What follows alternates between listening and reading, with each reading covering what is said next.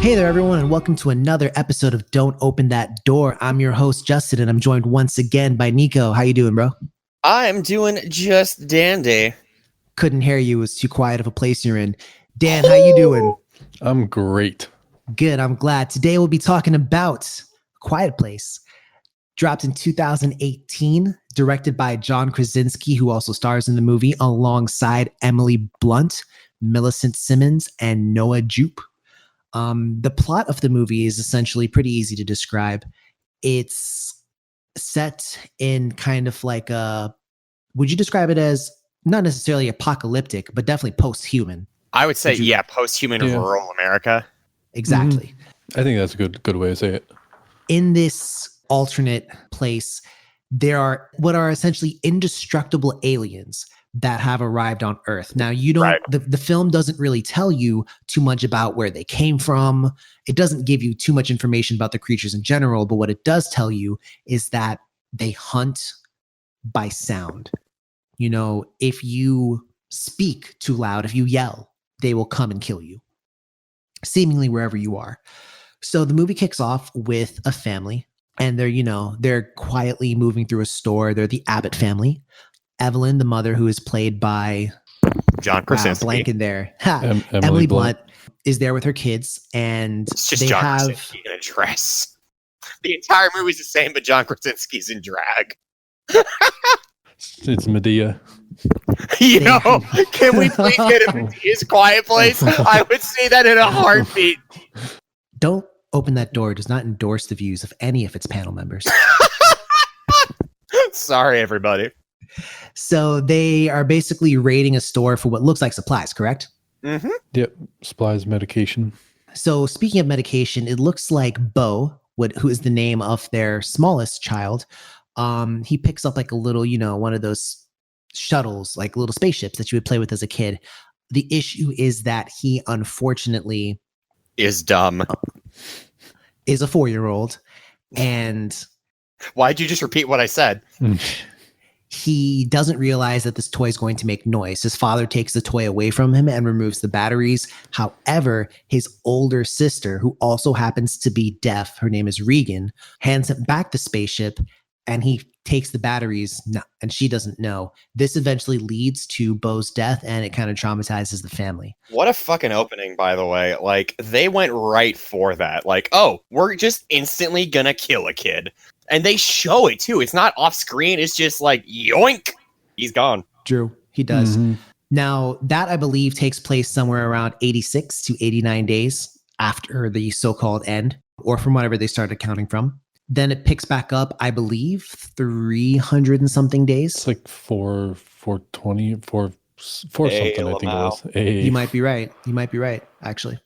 Where, the family is still getting together. They're still working through it. And the film basically covers the mother, Evelyn, giving birth to a child. And, they have a room all set up for the baby, a padded room with like a lot of sound insulation so the baby's cries aren't heard by the creatures.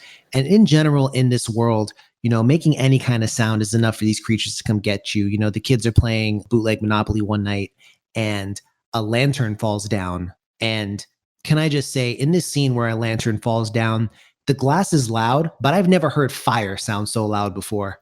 I was an intentional thing to make it jump. I wasn't the biggest fan of it, but hey. The magic of movie production. Pretty much.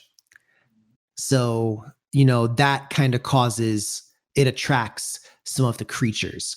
Now, as we work our way towards the end of the movie, there is kind of the climax where Evelyn gives birth. Now, they do this actually in a pretty ingenious way where, she goes up to a bathtub and then their son lights off fireworks, and the fireworks are so loud that they distract the creatures from the mother giving birth. So she kind of solos that one. And when she's done, the father shows up, grabs her and the baby, and takes them to a quiet place. But yeah, so that's pretty much kind of the general summary of the movie. So, to kick things off, I think given that sound is so important in this movie, Dan, our resident audio god, what are your thoughts? I thought it was really cool. I really liked that there were some dialogue in the movie. It wasn't a lot, of course, given the nature of the movie, but I very quickly fell into and got comfortable with not talking. Like it didn't stand out as very odd to me, maybe the first couple minutes, but after that, like I just kind of really got used to it. Yeah. And then it was interesting because when they did talk, I felt great when they talked, like it felt like freedom sort of, but it wasn't overwhelming. They didn't make it like crazy rare or crazy ungodly sound kind of thing, or godly sound, I guess. It was like, like I said, it felt like freedom to me, but not over the top, which I thought was really cool. I feel like I kind of felt like what one of the characters would feel like, not being able to talk. I found it interesting that they didn't really whisper very much. I thought they would have whispered a little bit more, but of course, probably better safe than sorry. But I was also reading that a lot of the sounds in the movie were the actual sounds that like actually happened, like that fire that you mentioned. Right. That was probably like the real sound of the fire. Oh wow. They Go did, figure. yeah, they They did. definitely boosted it. They did boost it, but a lot of like movie sound is recorded after the fact in post, and that's like Foley artists and everything. But a lot of the sounds, like I read that specifically, like the dice when they're playing Monopoly or whatever, like all the actors and everyone, like the whole time they were acting, were very quiet on the set, so that the mics could very accurately and cleanly pick up the raw audio. And then of course, like we said, they boosted it in post, but That must have been really difficult. yeah, and most of that was not fully. I'm sure they probably went in and added a couple things here and there, but most of it was not, which I thought was pretty cool. But yeah, I mean, I really liked a lot of the sound design and natural sound design, I guess. So also following up with that, actually, Nico, how did you feel about the use of American Sign Language throughout the film? I loved it. I mean, I am always big on seeing representation in media, and that's, seeing such prominent usage of American Sign Language, but also getting an actual deaf actor to play in the movie. And she did such a fantastic job. I think She her really and did. Emily Blunt stole the show. Mostly Emily Blunt, but we can talk about that later. And I just really loved how they did that. And I also appreciated how, Dan was saying they don't do so much in terms of whispering, but they still they have like little breathy bits of dialogue.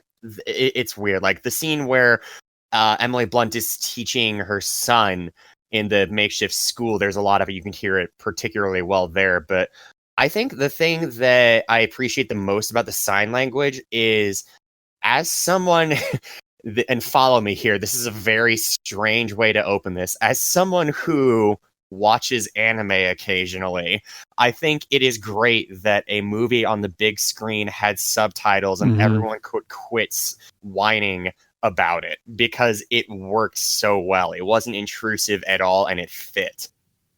It did. I actually saw that they were not going to put subtitles in it, and then at the scene when I think it was when the daughter gets mad at the father for The ear cochlear implants, yeah. In that whole scene, I think that's when they decided, they got to that point. They were like, you know what, we should do subtitles for this, and then of course they went and added subtitles for everything else too. They also originally planned on, at least John Krasinski did, I'm pretty sure, on having the entire movie be silent.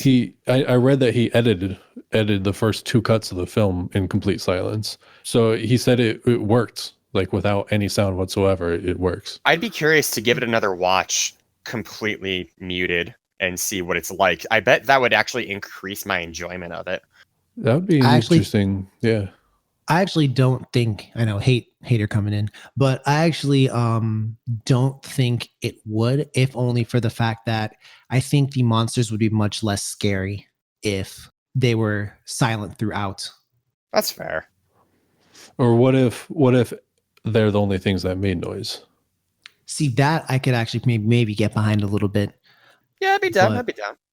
So I guess another kind of talking point here is there is a scene where, so, after seeing that the characters have to be quiet, so often, there is a scene where the father, Lee, who takes their son Marcus down to a running river with a little bit of like would you call it like a very small waterfall? It's a babbling brook. Yeah, there's a waterfall there too. They're behind the waterfall. A little small waterfall there. And he does explain the one solace that they can have from the creatures, which is if there is a louder noise, the creatures, nearby you, the creatures won't attack you. So for example, let's say, I was having a very quiet conversation with somebody, but there was like a train. Okay, a train. Yeah, a train coming down the tracks like a mile away from me. The creatures would not attack me. They would be more interested in the train. That's true. Yep. So I did think that was interesting, but then it also kind of populated a kind of messed up thought in my mind. Oh no. I probably had the same thought, but oh no. The wife, Evelyn, so she is expecting, and a big part of the movie, as I said before, is her giving birth to her child. But the question does arise.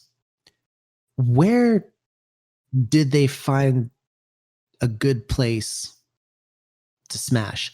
And my mind kind of drifted to the yeah, you can be quiet, but you don't want to like make a mistake. So I'm thinking the only real safe place was at the waterfall. Yo, that's swag as hell though. I'm actually like pretty certain that's where it would have to have. That's where it would have to be. That just got added to my bucket list. Like no bullshit. I mean, you'd always be number 2.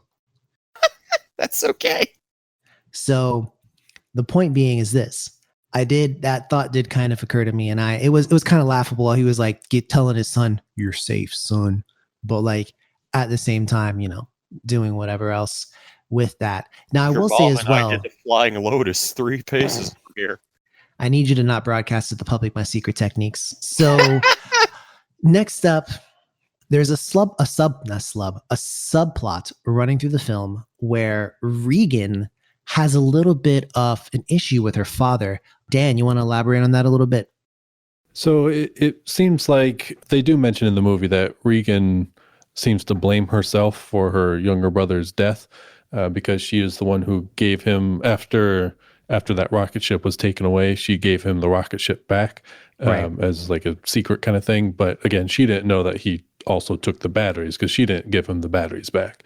So a lot of times, like it's alluded that she, or not alluded, they tell you that she kind of blames herself for his death. And I think that she sees that reflected in her father, and she thinks that her father blames her for the brother's death, even though I don't think that's true. I just think that's part of because the father is a little bit more practical in hey, we have to be very quiet and very safe kind of thing. Mm-hmm. So I think in this world, it can be difficult sometimes for, a kid to be a kid, of course, because you can't be loud. You can't do a lot of things kids like to do, or people in general like to do, I guess. So I think that she saw that reflected in him, even though I don't believe that he ever really thought that, but didn't do a good job of expressing necessarily that. He wasn't very attentive to the fact that she may have thought that. And I actually did also, Nico, have a question for you. So it looks like in this movie, there may have been a slight theme of perhaps the Earth thriving without people. I don't know if you ever noticed this, but in the cinematography, there is a part where they're just standing there and he's looking out, and that forest looks pristine and untouched. It does. It looks really nice. And in general, a lot of scenery looks lush and green, and you can't help but see as humanity fades, the plants at least are thriving. Now, animals, we maybe see like 2 raccoons, one of which gets brutally slaughtered. Mm-hmm. Yeah. Poor little trash panda. We also see birds. Why did they never go for the birds? That, I think, is actually a failing in the movie because birds sing from the trees. They don't sing when they're flying. They sing in the trees. That's true, yeah. Maybe and so, birds are too quick. No, they're not, bro. Bro, birds are fast. Birds are fast as hell, dude. Fast. Real fast. Let's go on the record on Don't Open That Door podcast stating that birds, oh yeah, they're fast. They're fast. Oh yeah. I'm saying your common American gotta have the oh yeah. American bird are fast. Is not going to outrun. What about a European bird? Bro, I mean, if you're talking like pigeons, probably not. But like birds, African or European swallow. I'm done. I'm done. I had to. I'm sorry. I mean, like, I could see like a peregrine falcon maybe dodging them in midair. Say but that again. A peregrine falcon, bro. Peregrine. Yeah. Peregrine. What's it So called? like, Then? so when you are like feeling particularly malicious to a two fruit, grinds. and you have a grindstone, you're saying like, oh yeah, I'm gonna take a pair of grindstones to that. Yo, but it's really called the peregrine falcon, though. It's fucking peregrine, mate. Who are you to tell me how to live my life? So in any case, and speaking of telling me how to live my life, Nico, how did you live yours? Did you go see this movie in the theater, or did you see it at home for the first time? I saw it in the theater for the first time, and shortly after seeing it in the theater, I went and got a vasectomy, because why would you have TMI. children in that environment? It's not, I didn't get it because of that movie, but like, I just thought it would be a prominent thing to bring up here, because I'm sure we're going to talk about it. The sound design, not that. Anyway, no, I did see it in the movie, and I mean in the theaters, and I think the sense of danger and terror was heightened because of that, because the sound design worked so much better in a, you know, environment where it's dark and you can be so much louder. Like if you are in a dark environment and there's a large screen, it's easier to be immersed, I find. And when you're just sitting at home on your couch and, you know, maybe your roommate walks in or something, maybe like, you know, your girlfriend calls you or something, and then suddenly your suspension of disbelief is ruined, or not ruined, but interrupted, I think. And it's just easier to get into the film itself when you're in that environment. And of course, this applies for all movies, obviously, but I think it intrinsically does more with this one, and also in some J horror where they use silence so well. I think it really shined in those theater settings. Yeah, I saw it at home, so I can't really speak on theater. Of course, theaters usually sound larger than life too when there is sound. Naturally. That being said, I live alone and I don't have a girlfriend, so there's a lot of like it was just me and silence at midnight when I was watching the movie. I was pretty engrossed in the film, and again, I think theater setting would have been probably a little more because of the bigger screen and the bigger sound, I guess. But it got the point across pretty well for me too, personally. Okay. So from here on out, we're going to maybe delve into some of the more fun aspects of this. So given the information that, well, first off, let's go ahead and address the elephant in the room, which is actually the child in the room. Would you really have a kid in this world? I wouldn't. Knowing that there are like sound demons coming after you? Nope. The only thing I could think of is either they're very daring or it was an accident. I mean, you know, you gotta like really try to have an accident in that situation. Like modern, like, true. Okay, I get it, but like these are the people who will like do some Jenga just to have their dinner quietly. Like they had to do an RPG puzzle just to unlock the fish in the floor that they were cooking. They had to do so much to adjust to regular life. Like imagine if the bed creaked. That's why you're at the waterfall.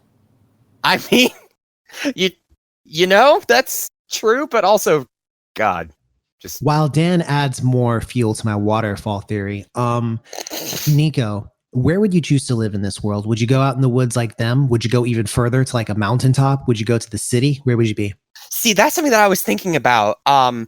I would be really interested to see a quiet place in the city, or at least something more suburban, because I don't believe that we are ever given the state that they are in, but it's pretty rural. And I think there is something to be said about the peace and tranquility of living out in the wilderness. It's not for me, but I think that there's just nowhere for the sounds to go, or sorry, there's nothing to stop the sound, really.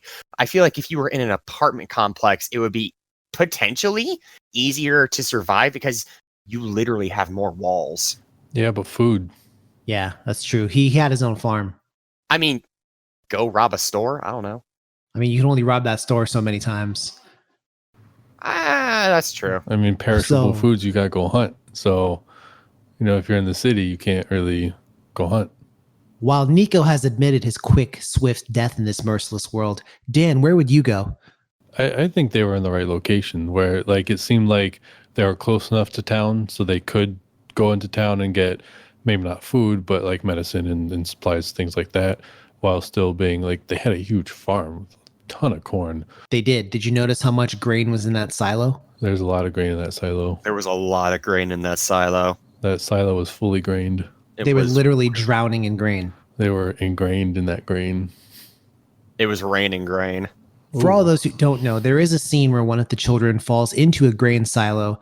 Now, we don't actually get to see this guy put any grain into the silo, but the kid literally That's falls the biggest in issue.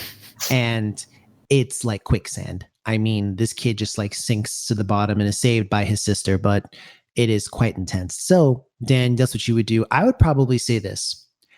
I think that, and this is going to lead into the last section, but I'll save that for later.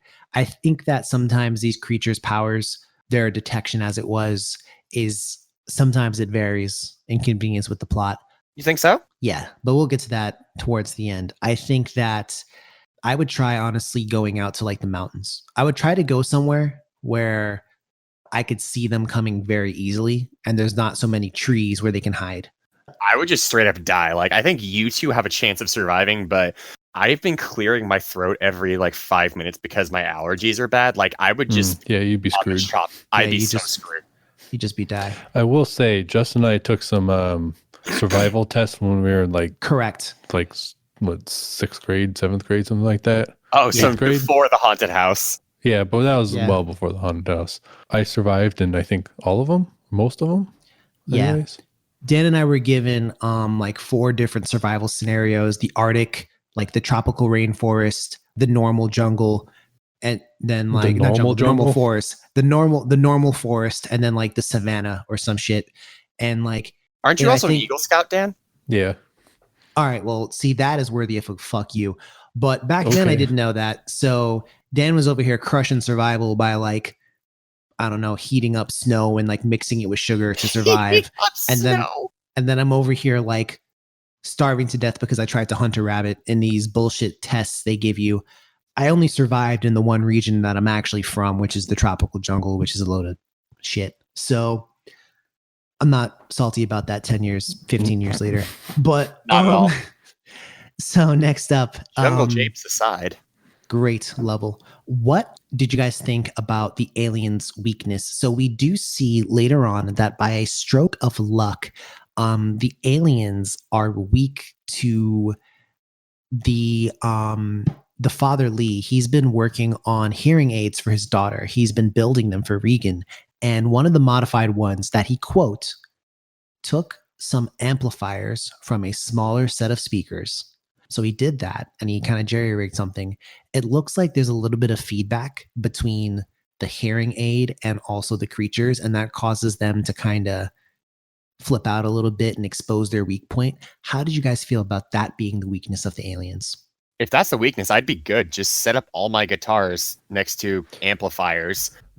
I feel like that would do it, unless it's a certain frequency. Like, oh, you got to get 2 kilohertz on the dot, or else they'll really water your plants. Well, Like, I think it is a certain frequency. It is. It's their frequency. Yeah, that's something I don't quite understand, and it can sort of kind of be explained away, but it's not actually to be technical. It's not actually a hearing aid that she has. It's cochlear implants. Oh, damn. I knew I messed up. It's actually supposed to be. It's converting the analog audio to nerves that the brain can read, nerve impulses. Huh. So, like a hearing aid is mostly like amplification of sound, Okay. whereas like I mean, this also obviously happens in real life. Cochlear, the hairs in your ear. Yeah. That's what those are doing. So this Okay. is actually replacing those. It's pretending to be so that you're saying essentially. if we toss hair at them, we win. Yep. Okay. So at the when there's like that feedback, that shouldn't really be possible because I was thinking the it's same just thing. nerve impulses. But again, like I guess it could be explained away that he was tinkering with these and making adjustments. So maybe he made the cochlear implant that also does this or also can do that or something. You know, we don't really know what kind of things he's been doing to them. So maybe, you know, you could explain that away. But I still don't get why it just doesn't quite totally make sense to me, because she's the only one that of the humans that can hear it. I guess it's got to be like a really high frequency, like above our hearing. But I think if you're going to blast it that loud, it would still really fuck us up. Like, because even though we can't really hear above like 20 kilohertz, like that those frequencies there are still doing things. So if you blast a 25 kilohertz tone that we can't hear, but if it's really loud, it's still going to like smash our brains. It's still going to do stuff to us. So I don't quite know. I don't quite understand the science behind that part of the movie, but personally, I'm willing to look past that. I thought it was good. Yeah, and I think my question is that it looked to me at least like whatever that implant was hearing, that signal that it was picking up from the monsters, when broadcasted back at the monsters, is what caused their weakness. Because if you think about it, like they only heard it when they were close to her. True. And then when she puts it next to the microphone at the very end of the movie, there's a scene where her mother is threatened by one of the creatures, and she kind of thinks back and realizes what happens. So they have a little, you know, kind of like home stereo system set up in the basement with the, you know, like a DJ microphone. It's a radio microphone, and they put. He's just going wicka wicka wah. He also must have modified that, because that's a mute button on there, not a what's it button. Transmit. Yeah, Push or to the talk. SOS. Morse code. Yeah, that's a mute button. Yeah. So there's basically a scene where she puts her implant up to it, and I guess whatever the cochlear implant does, I'm completely ignorant to it, but whatever, you know, kind of whatever it does, broadcasts back at the monsters and causes them to mess up. And then the mother finishes one off with a shotgun. Now, I'll ask this. How do you guys feel about the ending? I mean, I think it makes sense. I like it. I don't have any qualms with it. Like, a shotgun will do some work. Yeah, I don't know. I mean, I'm interested to see kind of what, you know, what's going on from there. Like, I wonder how you're gonna, again, like scientifically, with all those monsters coming there, looks like they're just gonna blast that sound real loud. I mean, I would think that would mess us up pretty bad too. But I guess what I'm wondering about for the sequel is, now that we know how to deal with them, where is the conflict? Like, the only way I can see this going forward, and cards on the table, I have seen the trailer, but I don't really remember it. The only way I can see this going forward is if they do some sort of like Walking Dead thing where they make it. I was literally going to say that.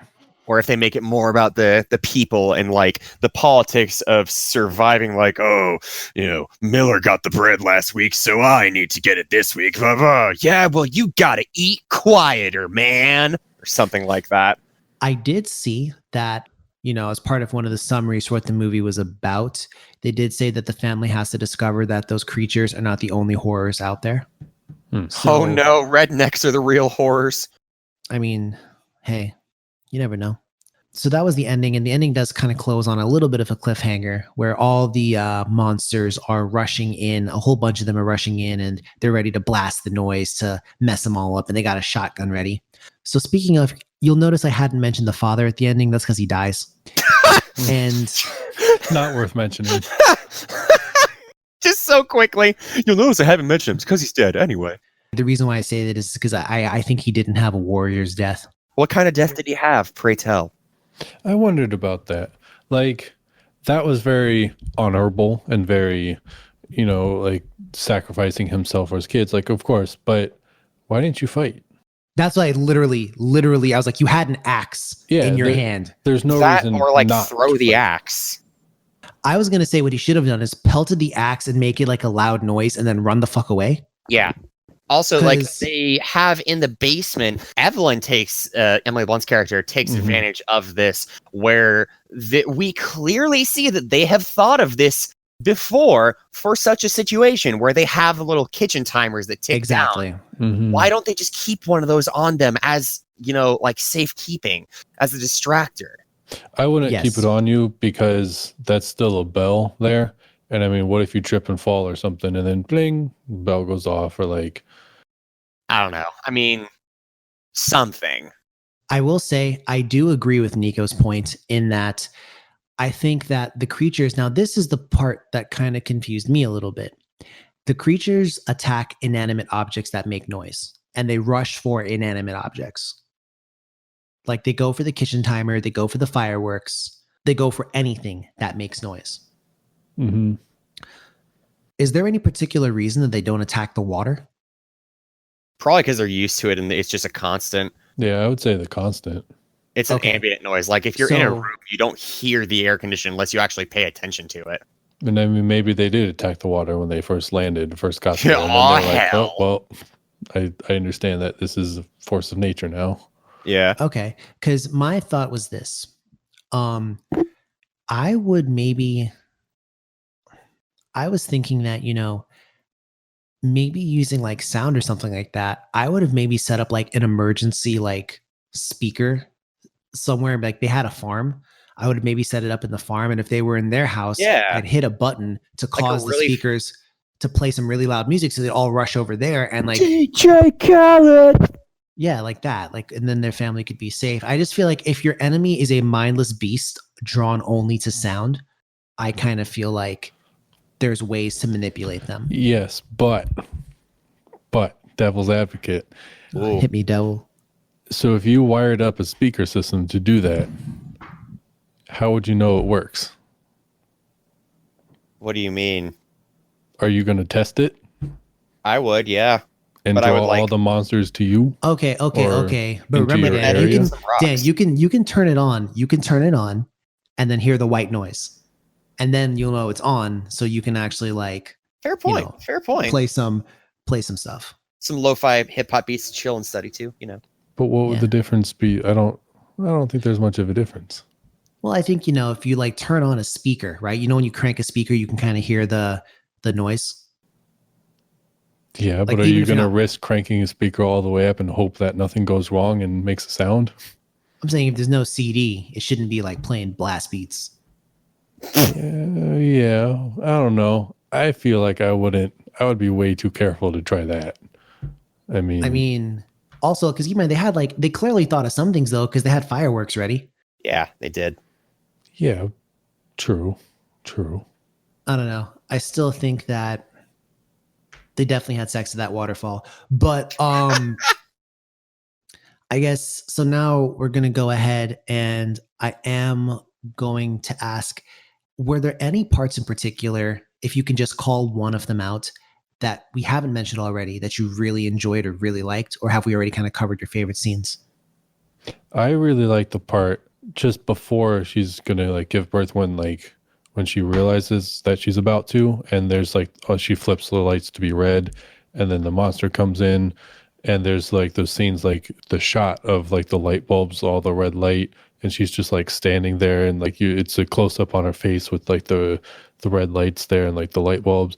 I just thought that was a really cool shot.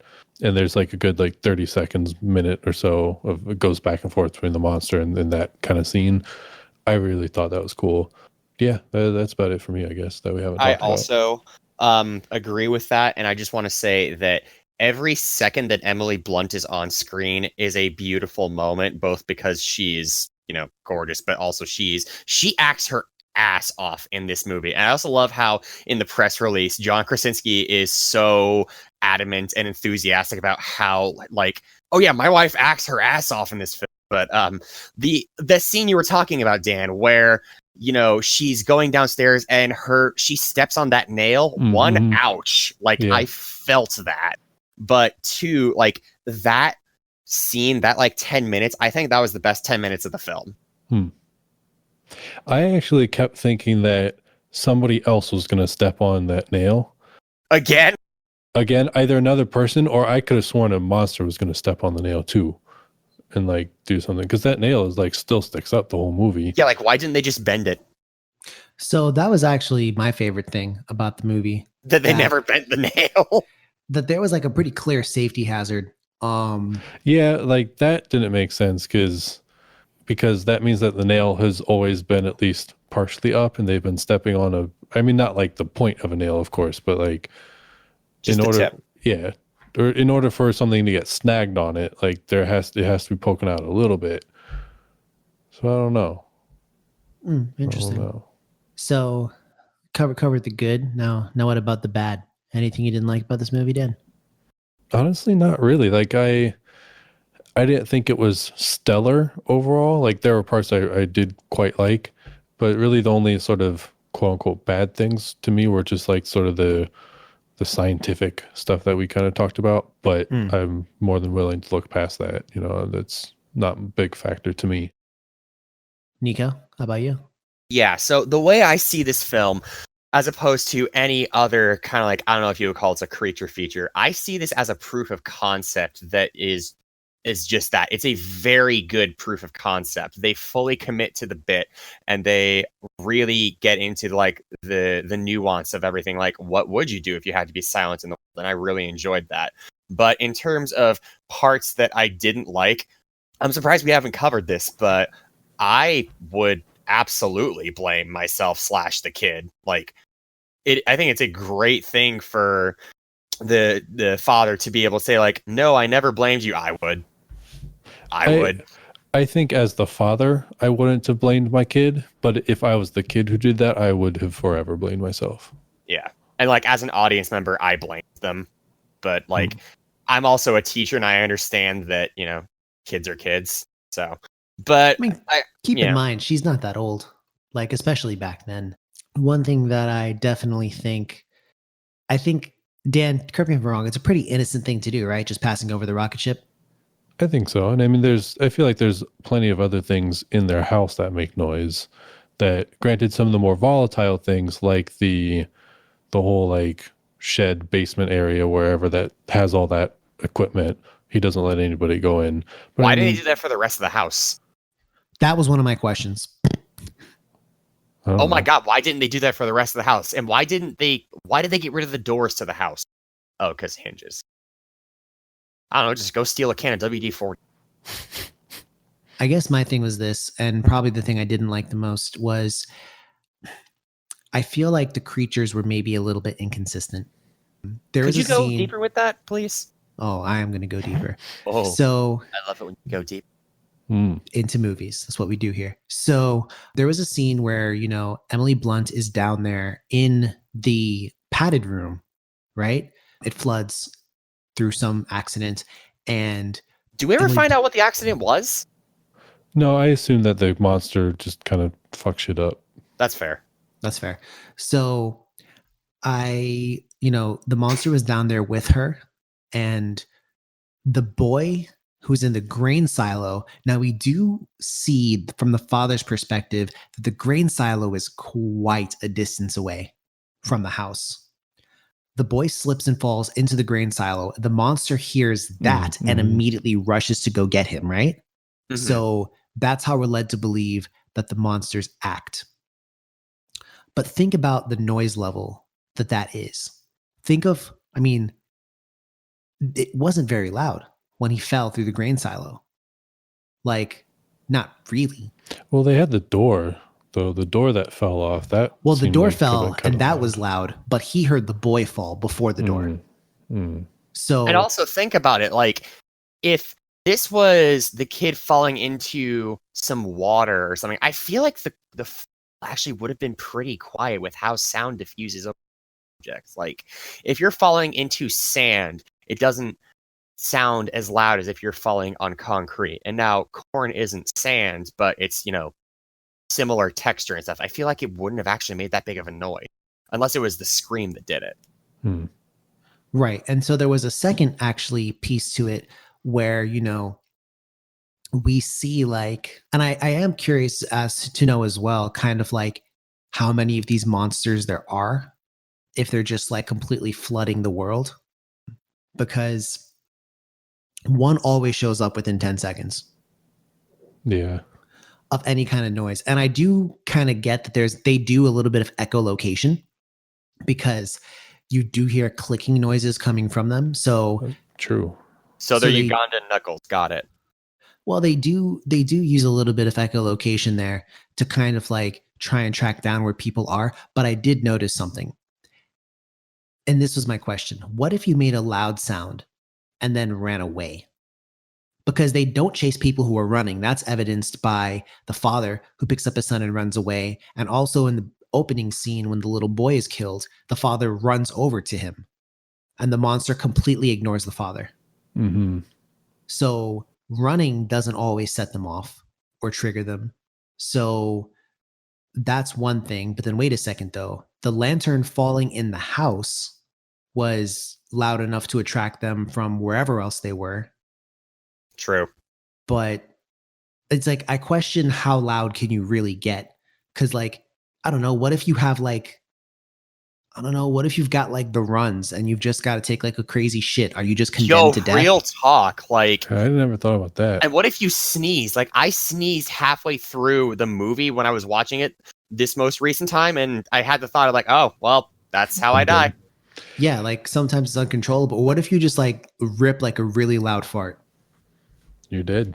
You're dead. Yeah. I mean, the only thing I have to say about that, against that, I guess, is just they probably don't know how loud you can get. I mean, it's not a scientific thing. Like, you can't test that because you'd be fucked. So, you know, I'm sure that they don't quite know how loud you can get and how loud you can't get. But I totally am right there with you with, like, you know, sometimes they seem super sensitive, sometimes they weren't. Yeah. That's what I think. But it is also partially suspension of disbelief that, you know, you got to kind of like let yourself enjoy the movie. For sure. I just hate having fun, so I didn't. But It's true. one thing I will also say that would have been interesting to kind of take a look at is, so they did explore the concept of like having an underground room in their house. And, you know, they had like a room all padded out for the baby and everything like that. And they could actually talk down there and they couldn't hear them. But do you remember what they used to seal that room? Newspaper and A paste. mattress. Yeah. And a match. Yeah. So are you telling me if they put a mattress up as kind of like a door, that would have like saved them some grief? Yeah, that's a Potentially. little sus. They also didn't know if it worked though, because when they got down there, like after the wife came back to consciousness or whatever, she was like, "Oh my god, it worked!" And they're like, yeah, it worked. So As far as I see, I don't think they were totally sure it worked. And they like to take risks. Well, I mean, you have to take a certain amount of risk. I mean, again, like, you can't test your theories. So, like, at a certain point, yeah, you just gotta pray that it actually works. Like, you know, what else are you gonna do? Not have another kid. Well, yeah, but I mean, aside from that, like, just safety in general, like, No, I hear you. Yeah. I hear you. you know. I think I would have maybe tried to take steps more towards soundproofing. And the father did look like he was trying to figure out what was the monster's weakness. He was had genuinely kind of trying. like scrawled some like notes on the wall, like, what is their weakness? And that's probably the final point that I personally want to raise, which is I don't buy that the US military, with all the trillions of dollars that we sink, would be defeated by these things.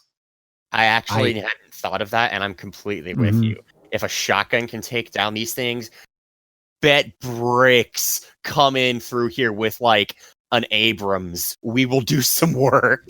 Well, my thing is this, right? There is the caveat that their armor was impenetrable. Mhm. And when the sound was played, the armor kind of lifted up like a video game Yeah. boss, and she hit him in his weak spot. That being said, I still think you could shoot them in the mouth. That looks like a weak spot. Also, poison. Yeah, but they're probably killing people real quick. And like, They are. We see it happen. I don't know. I mean, I do definitely think our military could have taken them out, but I think it would be a lot more difficult than we might think. True. Because as you're sitting there trying to test poisons on these things, like, you're getting murked. I So- also think that we have, and I just looked this up, so we do have ultrasonic weapons. Oh yeah, we've been had those. One of my old professors like works for a company that like designs sound-based weapons. And so like apparently like I feel like these would mess them up. I feel like Oh, they these definitely ultrasonic weapons would mess them up. Yeah. But the only thing is they didn't know that.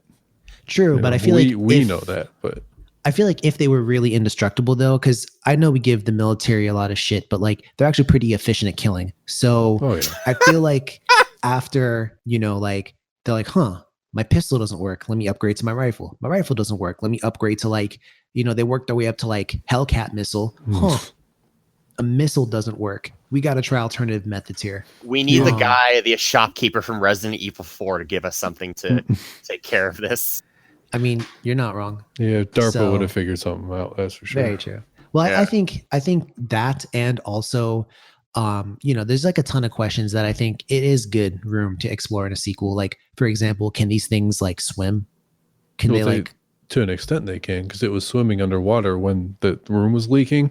Which, by the way, why the fuck did she get in the water? Like, that monster was like 10 feet from her, like swimming, and she was just like, "All right, let me get out of this bed and like walk in the water." Like, probably to dampen the sound.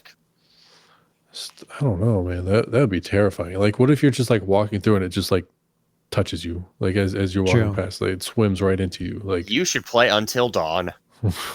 I mean, what else is it? There's also, I would have definitely. I feel like I would have died too, like trying out some crazy theory. Like I would have maybe like made my speakers play like the sound like a river, and then that's a good idea, actually. See if they like recognize that. But I probably catch my death somehow. However, needless to say, there. Are you guys familiar with how this was rated by critics? Pretty positively, if I recall. Mm-hmm. You're absolutely right. So on Rotten Tomatoes, it's sitting there at a 95%. Wow. From the critics, and it's got an 83% audience score. As always, Rotten Tomato is an aggregator, and those are not a reflection out of 100. But let me ask you guys this: yes or no answer. Do you think it's worthy of that score, Dan? Yes or no? Not quite, though. I did really enjoy the acting. I thought was really good. There were a lot of really good points to it, but a 95 that's pretty high. Nico? Agreed. Although I think I'm a little bit more charitable just because, again, Emily Blunt absolutely stole the show for me, and I think it was directed phenomenally well. But 95, I am hesitant. Yeah, despite my misgivings about the movie, for sure, I think it's unique, and I think for that, there are parts of the movie I enjoyed. I particularly enjoyed the sign language, but I do agree a 95% sounds a little bit high to me. Consensus, we all definitely enjoyed this movie, correct? Yeah, absolutely. I would say so. Yeah, and would you recommend it to somebody who hadn't seen it? Yeah, for sure. For sure. And lastly, is this something that a fan of maybe someone who's not horror, is this something you would show them? Yes. I personally think so. To me, it's a very heavy suspense too, more so than horror. Like it's definitely horror, but it's sort of kind of borders on like a suspense movie or something to me.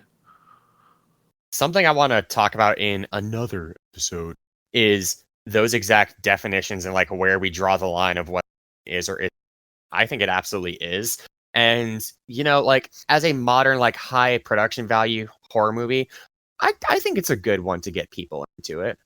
It's a little unorthodox for sure, but I think better this than, the new Grudge that's out. True enough. Well, what about you? What do you think? I think it is something that I would show to somebody who's not necessarily a fan of horror. I think that it's not overly gruesome. There's no real scenes of massive amounts of blood, birthing scene and nail scene aside. And I also do think that, realistically, the first 30 minutes of the movie are actually not that violent. It opens with the kid dying, but the rest of I timed it. The opening 30 minutes of the movie just really develops the family. So that's, it is kind of cool to see people living in silence. And I do think, guys, that when we are silent, it helps us hear what everyone else has to say. Wow. So with that, let me ask, any last points you guys got to get off your chest before we bring this one to a close? No. I really hope Emily Blunt doesn't have another kid in this. Well, yes, I'm still on this. No guarantees. Thanks everybody for tuning in. That's been it from me, Nico, and Dan here. And ladies and gentlemen, please don't forget, don't open that door. Have a good night.